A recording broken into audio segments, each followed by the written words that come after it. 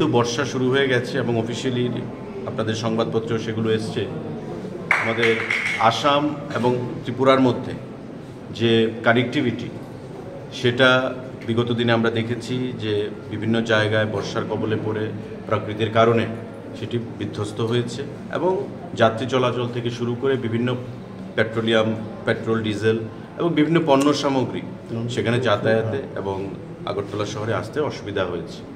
এতে করে নিত্য প্রয়োজনীয় জিনিসের আকাশছোঁয়া মূল্য বৃদ্ধি হয় কিছু কিছু জিনিসে, আবার কিছু কিছু জিনিস আমাদের খাদ্য দপ্তরের তৎপরতায়, মহকুমা প্রশাসনের তৎপরতায় সেগুলো কন্ট্রোলের মধ্যে আমরা রাখতে সক্ষম হয়েছি।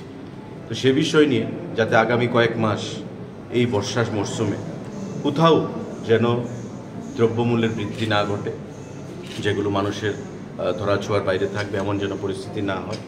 কারণ আপনারা জানেন যে আমাদের দপ্তর থেকে, মহকুমা প্রশাসন থেকে প্রতিনিয়ত আমাদের যে রেড কর্মসূচি চলছে, পেনাল্টি ইম্পোজ করা হচ্ছে, যারা অনৈতিক কাজের সঙ্গে যুক্ত, অসাধু ব্যবসার সঙ্গে যুক্ত, তাদেরকে ডেকে এনে সেখানে ফাইন প্রদান করানো হচ্ছে।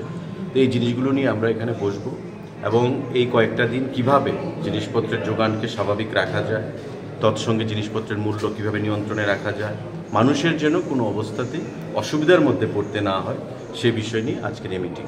পাশাপাশি আপনাদের অবগতির জন্য এটা আমরা গতকালও বলেছি যে আমাদের কাছে আরও 5 থেকে 6 দিনের ডিজেল এবং পেট্রোলের স্টক রয়েছে, সাফিসিয়েন্ট স্টক, খাদ্যদ্রব্যের সাফিসিয়েন্ট স্টক রয়েছে।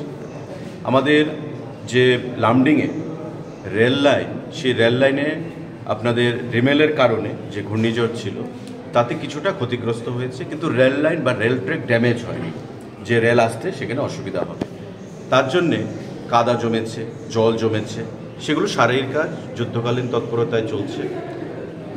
নর্থ ইস্ট ফ্রন্টিয়ার রেলওয়ে, যে এনএফ রেলওয়ে, তাদের জিএমের সঙ্গে আমারও কথা হয়েছে।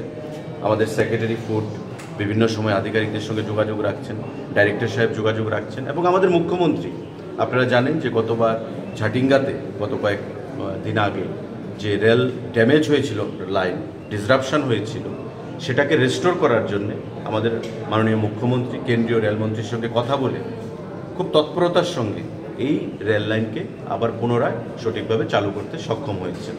তো সেক্ষেত্রে গতবারের যে পরিস্থিতি ছিল, প্রায় 12 দিনের মতো পেট্রোল ডিজেলের সংকট ছিল, সেই সংকট আমরা কাটিয়ে উঠতে পেরেছি আপনাদের সকলের সহযোগিতায়, জনগণের সহযোগিতায়। এবার কিন্তু সেই সংকটটা নেই।